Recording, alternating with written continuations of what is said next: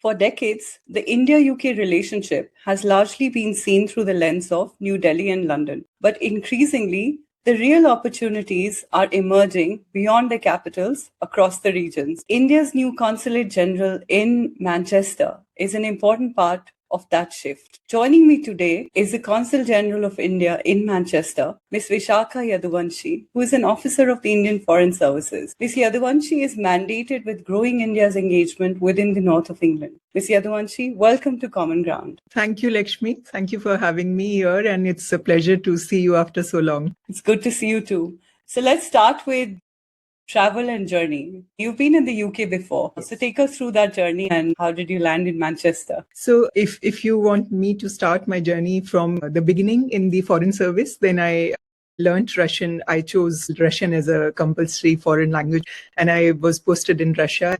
I served there for 3 years, and then I came back to Delhi and I was handling Russia and Ukraine desk and Indo-Pacific desk for some time. And then I was posted in High Commission London for 3 years where we got introduced. After that, I went back again, and then I came to Oxford to pursue my second master's in diplomatic studies. And I was there for 1 year. Then I again went back to Delhi, and then probably the ministry thought that with my experience in the UK, it would be appropriate to give me this responsibility of setting up the new consulate, which we opened in Manchester last year in March 2025. So congratulations on 1 year anniversary. Also, I would like to congratulate you on the signing and then enactment of CETA, which everybody is talking about. Let's start with why did Manchester become an important place for India to establish this new diplomatic presence? Important question, I would say. And as you mentioned, that this comprehensive economic trade agreement is one of the most landmark moments of the relationship between India and the UK, and which we signed last year, which has been implemented this year on 15th of July. Answer to your question of why North, because the relationship, to my mind, Lakshmi, between India and the UK has outgrown its machinery to support it. So with 67 million people living here and 500,000 of Indians living here, multiple big businesses headquartered here in the North, and 1 in 10 UK's fastest growing companies are based here. And until March last year, the address was either London or Birmingham. So the External Affairs Minister of India, he inaugurated the consulate last year in March, and he mentioned this is the beginning of the bigger things to come. And I believe that the bigger things have now started arriving. I would not say that this is the beginning of the relationship, because there was already a relationship existing here with 100 Indian companies based here investing 1.7 billion in the region and creating approximately 6,700 jobs. Setting up the consulate here is a connecting factor, which was set up to channelize these activities and these businesses and trades which were already existing here and to activate it further. Greater Manchester is roughly a 78 billion pounds economy and growing very fast, growing faster than the national average. So it was a logical choice to have consulate set up here. The 3 reasons because of which we chose this setting up of consulate. One is the diaspora, as we all are aware. A big diaspora here, and they have been here for ages, building businesses, staffing hospitals, playing role in politics, and so many students are studying here in the region. The second reason was to expand the diplomatic relationship, and with this very dynamic region, which was missing in our relationship, to establish the direct contact with this region. And the third is to take the relationship beyond London. It was so important to do that. And both the countries recognize that no longer it is the relationship between capital to capital, but it is now the relationship between economies to economies. And as you mentioned, the regions are very important in it. Manchester has fabulous universities, technology and growth, and hence we chose the city. The new Prime Minister taking up the role, and therefore it seems that the north of England is definitely going to be high up on the agenda. So we've now seen the signing of the CETA, but all of this also requires changing how India itself is viewed from Britain. If I remember correctly, there has been not a smooth sort of perception journey of India in the UK, especially in the north. Sometimes, one heard of different kinds of views. So as we enter that next stage of the UK-India relationship, what are we seeing change in that perception? Absolutely, Lakshmi. I would agree with you to a great extent that, to my mind, what I have observed in last 1 year, that the awareness about India was limited. And I would say that it was on both sides. In India, the focus and the entire attention was on London. When you think of doing business with the UK, it was only one picture comes to the mind of people is London. But with the consulate's establishment here, I have been able to explore so many opportunities and have been able to engage thoroughly with the people here, with the communities here, with the authorities here, that now North is on the radar of this relationship. Which states in India are you seeing as being more natural partners to the north of England? Which are the states that UK is kind of inclined towards from India? So I would like to mention here that a Greater Northern Mayoral delegation is visiting India. It is first of its kind. It has never happened that as a one delegation, 7 Northern mayors are going to visit India, respectively, according to the sector priorities they have. Some of them I can name that, for instance, Liverpool and Leeds, they have interest in Andhra Pradesh, Telangana and Tamil Nadu. And York has an interest because of its creative industries, has an interest in Maharashtra. Liverpool has already set up a university in Bangalore. And so they'll be inaugurating that campus this year in October. Greater Manchester has a similar interest, and they are also going to visit Delhi, Mumbai, Bangalore, Hyderabad.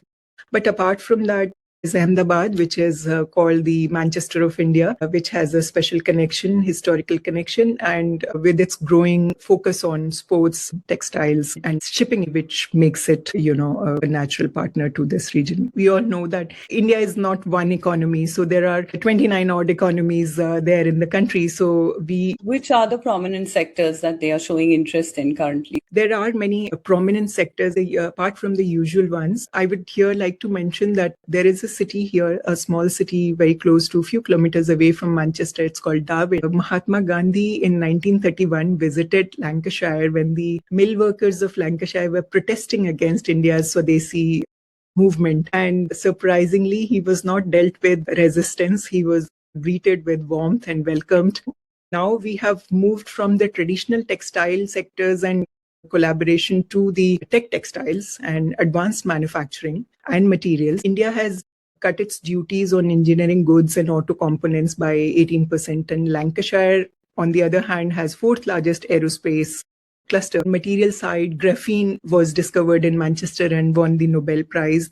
India has a semiconductor mission which precisely needs these kind of partners. Another sector which is very important is life sciences. 1 in 3 medicines in NHS comes from India, and with tariffs being removed, the market is heading towards $69 billion approximately by next 10 years. Another sector which is also very important here, and I'm working with my partners to strengthen it further because there is a lot of potential, which is education sector. This region being the hub of the universities, and with India's new education policy, I think that is the sector which is quite prominent and we can do a lot together. That's a whole range of sectors that you've listed there. There is an important challenge here though. Large corporations already has international teams, advisors and networks. But for the SMEs, which is actually being projected as a big segment of business population that are going to explore mutual collaboration, entering a country for them can still feel very complicated. So the big question here then remains, will SMEs really benefit from the CETA and beyond? And what role are you as part of the consulate playing to bridge that gap? Absolutely. It can play a very big role, and it is an important aspect of the relationship, especially with the northern region, because this region has a large number of SMEs and MSMEs.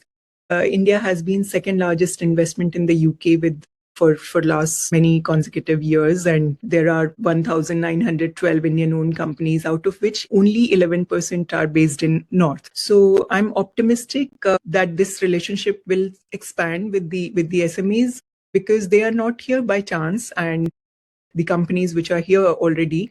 And they have been investing billions and generating employment in this region. Tech Mahindra, Sai Life, Wockhardt, CS, Herocycle. So this agreement will further encourage many more MSMEs and SMEs. You are aware that we have a specific chapter in this trade agreement on SMEs. Chapter 19 deals with it, which facilitates the SMEs in different ways and making the procedures simpler for these small scale industries. I regularly meet companies here now which are looking to expand into this region and investing in very crucial sectors such as renewable energy and many other sectors. And many of the SMEs and MSMEs have expressed their interest. In India, on your question, going to India, what they need is, that is what my role is. What they need is someone on ground who can provide them more informed knowledge about India, which is lacking in this region, which is natural. And they also need to have some patience to navigate India, which is a complicated, big country. And I still feel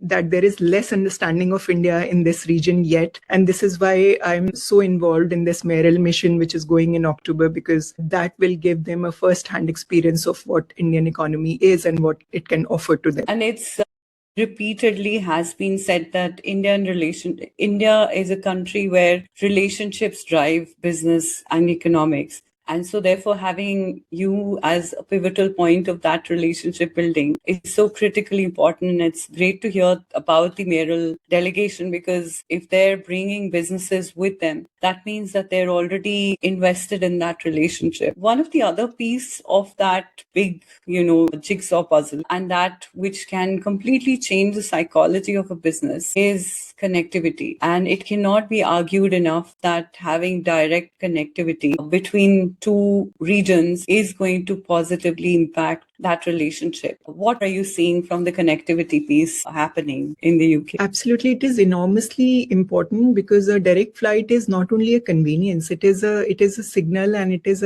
a platform to facilitate businesses, and it is a connector to business opportunities. Indigo chose to establish its direct flight first ever European destination, not in any other city of Europe, but Manchester. It is quite interesting to see that. And it completely changed the business scenario to a large extent, although it's been there only for a year. And now we are hearing this not so positive news of Indigo going to stop the flight from 31st August onwards because of the economic compulsions. But the positive part is that it is because of the current economic scenario and the economic compulsion. It is not because of the lack of demand in the region. So what I have heard from my partners in the Manchester airport, that the demand has been very encouraging. We all are hoping that this will restart soon again after it's a temporary phase, and we'll get back to the direct connectivity once again, which is very effective in telling about North to India and facilitating the businesses and the movement of people. And we've seen that happen in the past as well. I hope that we overcome that jinx very soon. You talked about academic institutions and how the northern part of England has had some of the largest pools of young talent from India. Do you think we're doing enough to connect northern universities with India's universities, researchers, startups, and businesses? And could education perhaps become one of the strongest foundations of this regional relationship? Education has always been a strongest pillar of our relationship.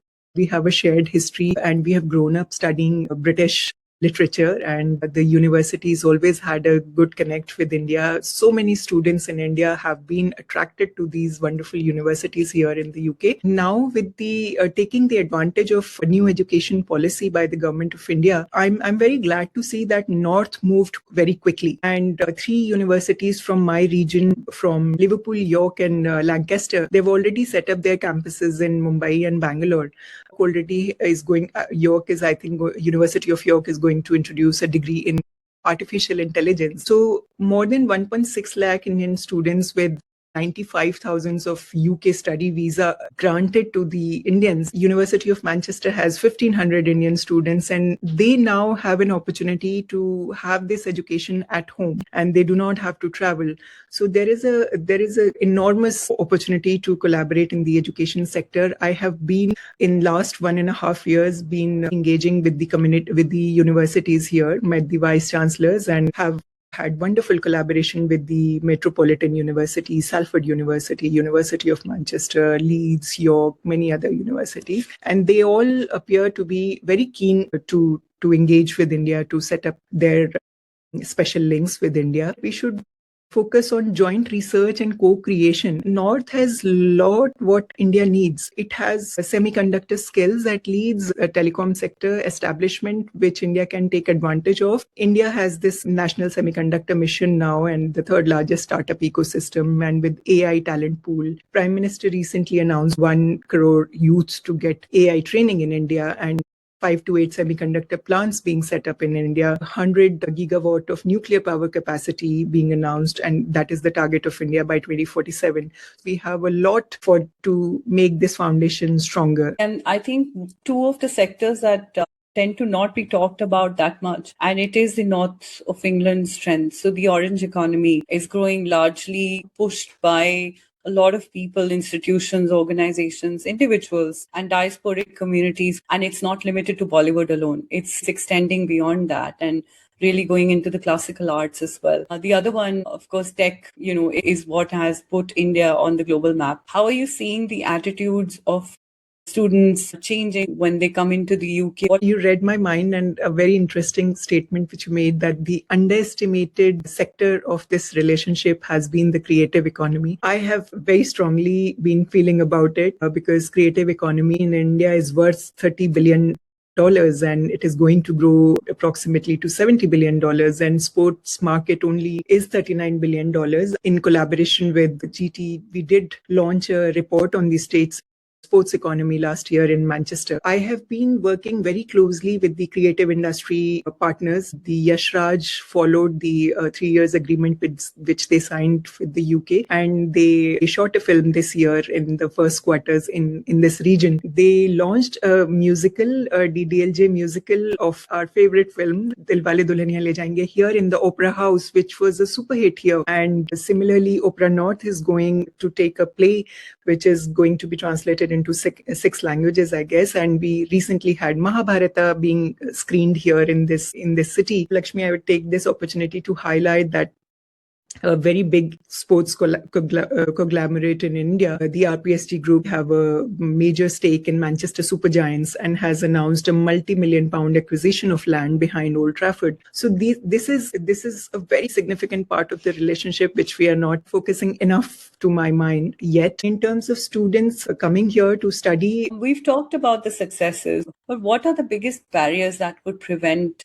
businesses in the regions from taking advantage of CETA, and what really needs to happen over the next 12 months to address those barriers? What I have observed in last 1.5 years is the awareness about India, the complete understanding of what India can offer. India is not only a back-end services destination anymore and a holiday destination anymore. This trade agreement removed tariffs, but it still does not compromise on the quality standards. So we need to keep these things in mind, and these are the challenges I think going forward the businesses need to overcome. Finance will be a challenge for the small scale industries here.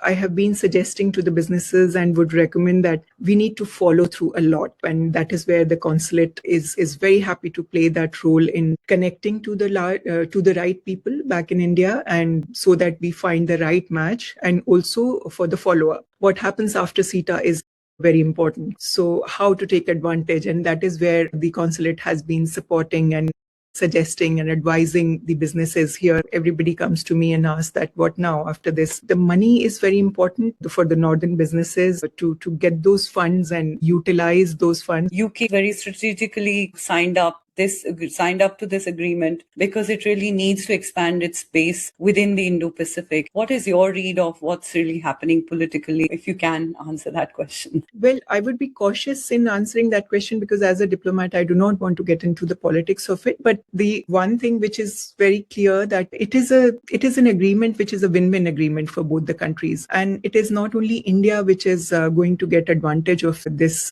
by market access, but a huge advantage to the UK industries and the firms here. If I can simplify and break that, in the northern region, the firm and aerospace industry here, sitting here in Leeds or Lancashire, will now have access to the Indian market, and likewise for the textile sectors in Huddersfield and York, and the food industry in Yorkshire. It is a win-win. Both the countries have decided and negotiated for long to now the differences which are not so advantageous for each one of them, and we have tried to come to a platform where we both of us get this advantage. So I think post Brexit, UK also needed this sort of comprehensive agreement. This strengthens partnership between India and the UK. And I think the world is moving towards that direction as well. A lot of countries are now looking at alternate, business relationships. We've talked about the Indian diaspora. They don't just become the cultural ambassadors. There is a huge strength in numbers, in economic, value that the Indian diaspora is bringing. They are truly the nation builders. What are your efforts to connect with that network strategically so that we can bring back the benefit of that community also into India,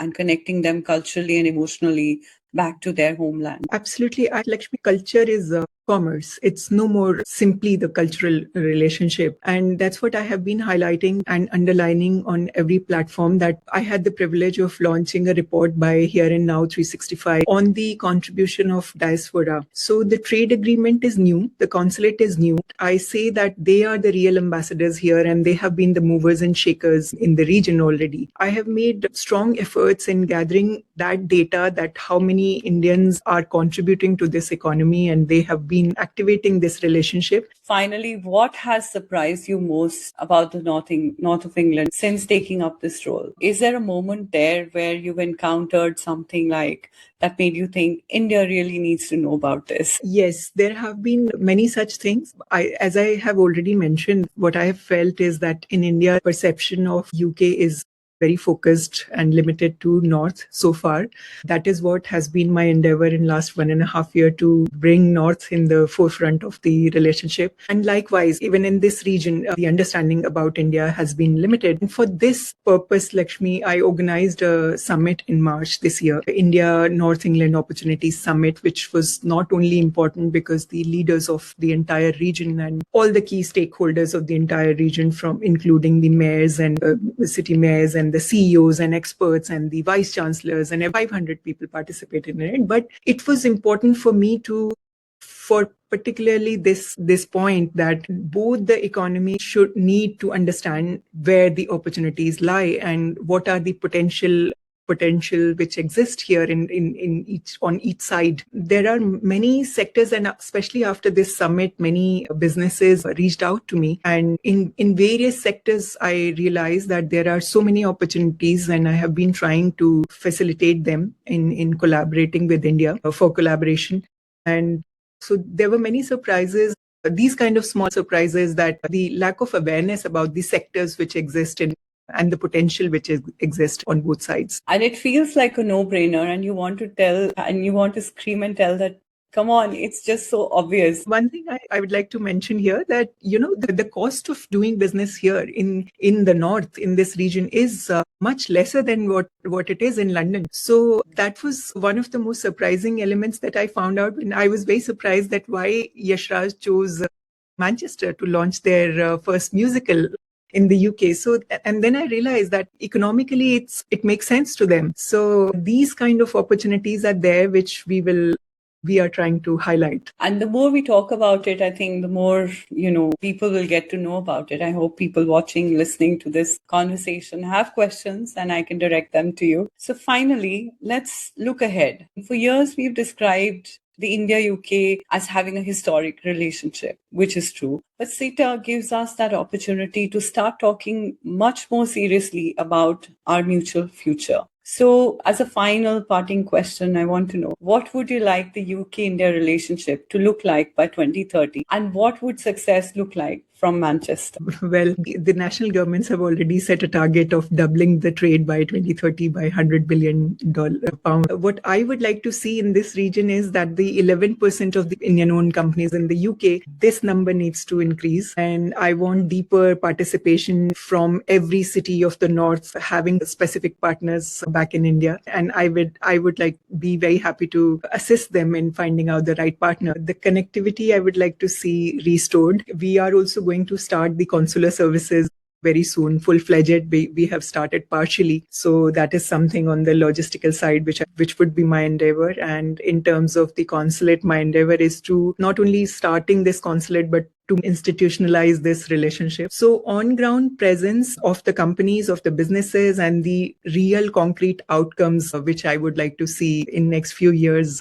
For instance, when I had a meeting with the previous mayor of Greater Manchester, now the Prime Minister, Mr. Andy Burnham, and he expressed a very interesting desire to celebrate the 100 years of Mahatma Gandhi's visit to this region. And he expressed a desire that if we can co-produce a film on that visit. So these kind of things I'm working on, and I would like to see them happening in my time. So I'm going to say #watch this space, because the energy, the warmth, and the connect with people, businesses that you bring to the table is unparalleled. I've seen you in action before, so I'm just delighted that you're the one spearheading, the Manchester consulate. I wish you all the very best. Ms. Yaduvanshi, I want to say a big thank you for joining me on Common Ground on this CETA Decoded series. Thank you so much, Lakshmi, for your very motivating words. I'll make sure that I don't let you down, and it was a pleasure talking to you. So the real test of CETA will not simply be the trade numbers. It will, in fact, be whether businesses in our regions find new markets,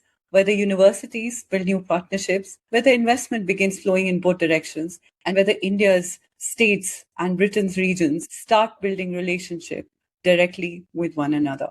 Because the next chapter of the India-UK partnership is not going to be written in New Delhi and London. It is already being actively written across the regions of both countries. Stay tuned for more insights on how the India-UK CETA unravels. Keep watching.